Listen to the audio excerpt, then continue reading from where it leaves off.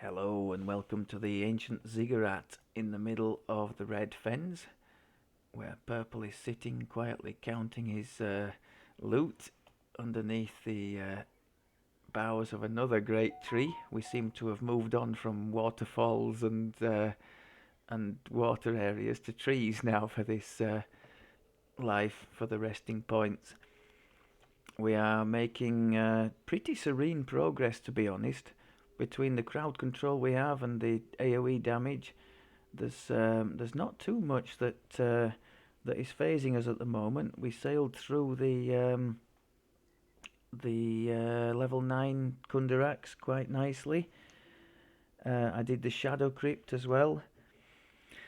Negative immunities do cause us a little problem, like undeads and golems and that kind of thing. The golems in the end of the Haywire Foundry were a bit of a pain, and there certainly I could have done with a second acid AOE, like the caustic salt. Is it caustic solvent thing? I won't bother adding it to the bar now because we're just this one quest away from having multi-vial, so I will hang fire on that. The level 5 spells for the Alchemist are just unbelievable. I was looking them up on the wiki, and some of this, just listen to some of the stuff you can get. Multi-vial in your element obviously has got to be the first one, but some of the other stuff as well. We've got what have we got? Flesh to gold mass. I actually prefer the mass freeze. I think there's less stuff that's immune to that than to the flesh to gold mass, but it's still very good. The only drawback to the two of those is that you have to basically be in the middle of all the opponents because it centers on you, the freeze. Greater stone skin, that's already better than any DR spell anybody else can do in the game. That's 20 adamantine, but then at level 6 you get the gold skin for 30 adamantine, which is just amazing. Greater evolution plus 4 alchemical bonus on your selected ability score, so that's just like a 2 DCs for free for being an alchemist. Really nice. So happy times to come. And then at level 6 we also get the heal spell in an AoE. Alright, there are certain little bugs on that. I think, what's it saying? I think it's saying meta magics on there don't work as they should. But just with even without meta magic, an AoE heal to your party would be awesome. So yeah, looking forward to the levels to come. I'll have to decide. I will, of course, be investing more heavily in the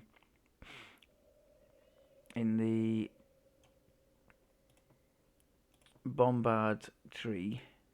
I'll have to decide whether I want to keep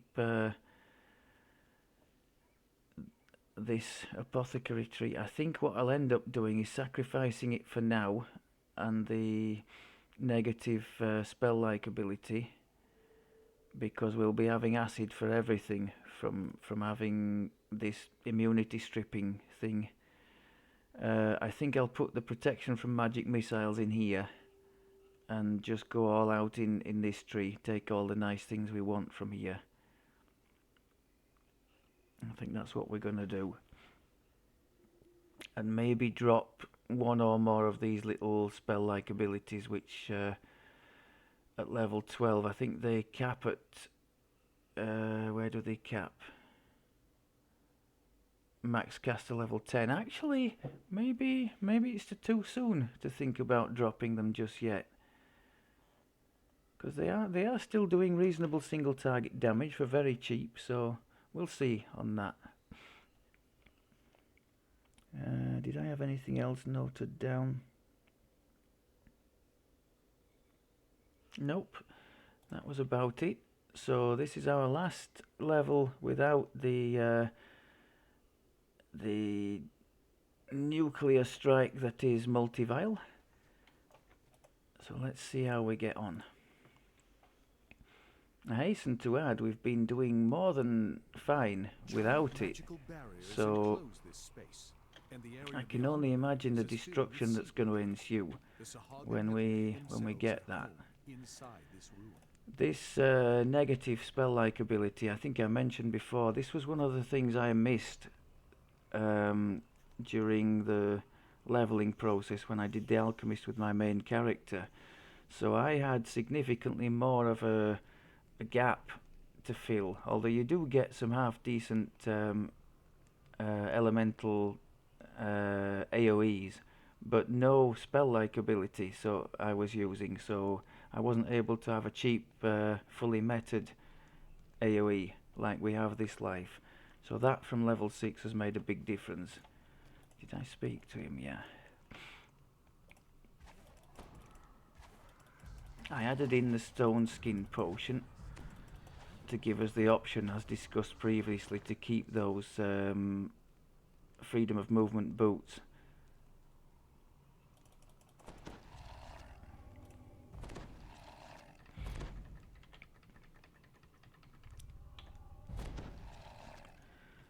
Okay, let's see what damage we can do. Beautiful. I mean, it can be argued the colour spray is overkill. It could well be the case that we could quite easily destroy groups without doing the colour spray first, just throw the negative AoE in.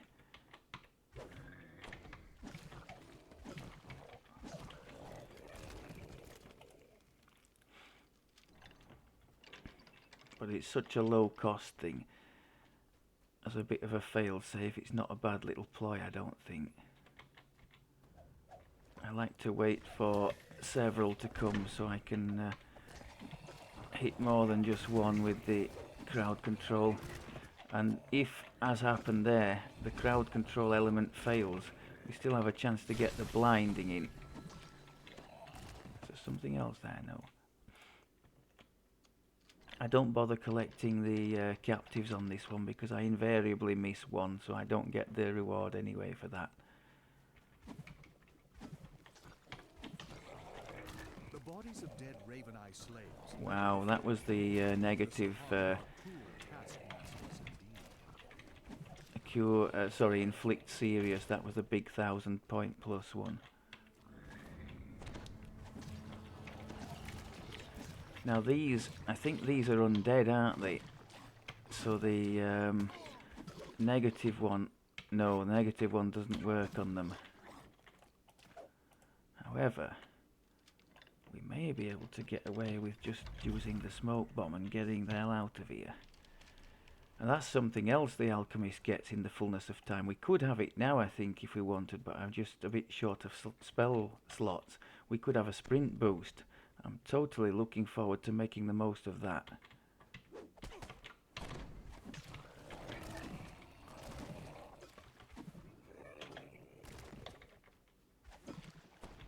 That's still our little apothecary spell-like ability. Of course, if we drop the points in the apothecary, I'm going to have to come up with a different way to heal. We do have the full line of cure spells. Cure, I think we're up to cure critical now. And that was the biggest use of the, or the most important use of the colour spray there, the anti-Reaper device. Because the Reapers we're not going to one-shot anymore. They are significantly souped up by the time you hit the level 9 quests, or level 11 actual level of the quest if you're doing Elite or Reaper.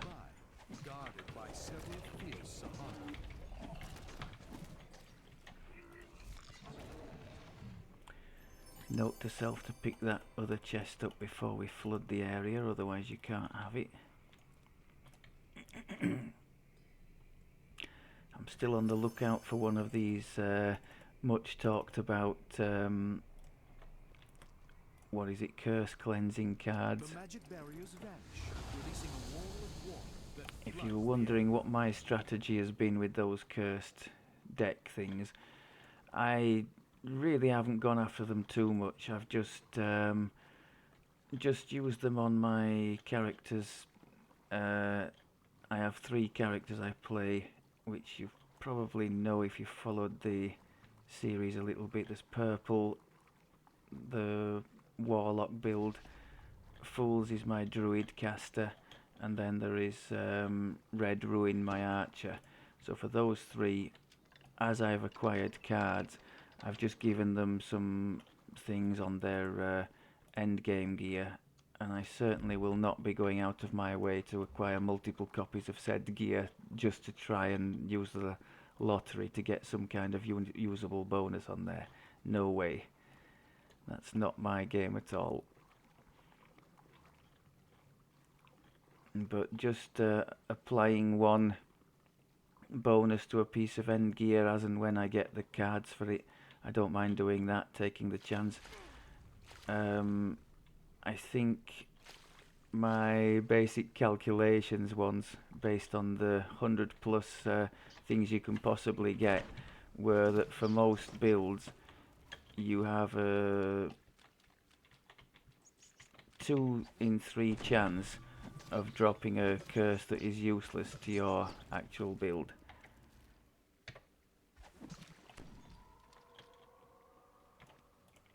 But if you've reached the point where you've literally nothing else to do in the game, everything is as you would want it, then I guess maybe that represents some sort of goal towards moving forward, that last little extra couple of percent.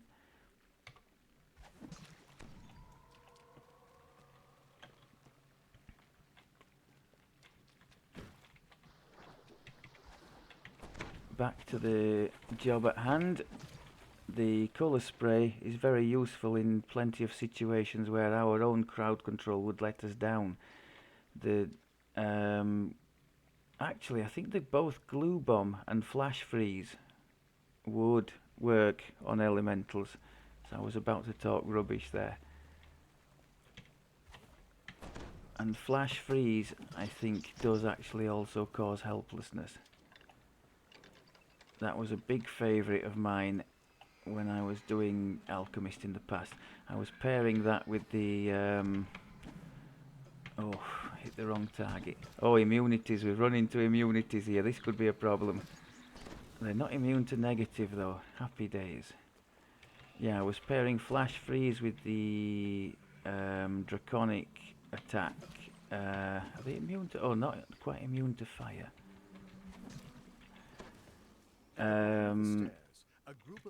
The burst attack from the draconic, the tier 4, you get a chance to change the type of attack you're doing. I generally pick is it gaping maw, just keep it at dragon breath and do double damage.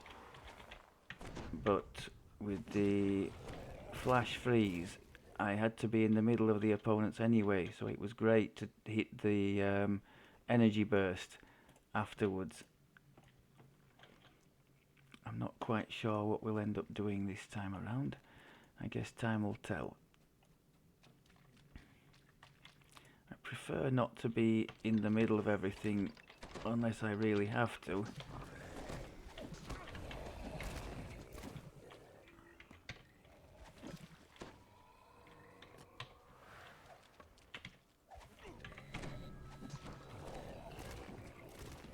In the chamber ahead, a Sahagin wizard sifts through the remains of a smashed I container. think you've seen enough here to see that we're sailing along really quite serenely, aren't we?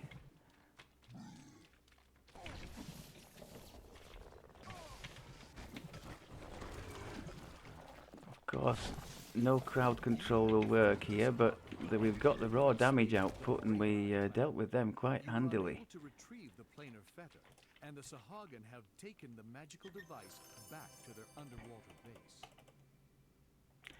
If anything, at the moment, it's feeling like Multivile's going to be an overkill, because as you can see, we're in a more than happy place anyway, even without it.